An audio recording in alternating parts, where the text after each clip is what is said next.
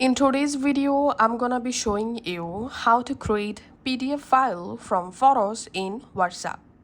You can easily turn photos you received or sent in WhatsApp into a PDF file directly on your mobile. Here's the best way to do that.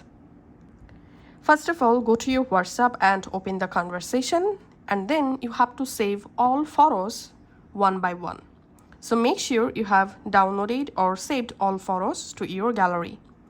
Now go to your gallery and make sure you have saved all your photos. Now on your phone, open the Google Drive app. So if you're using an iPhone, you can just follow the same process to do that.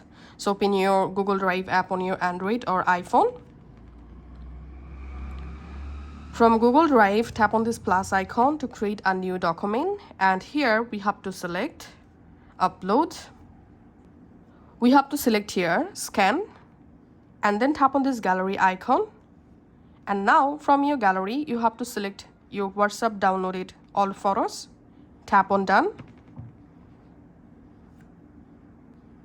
And as you can see, all my photos are showing here.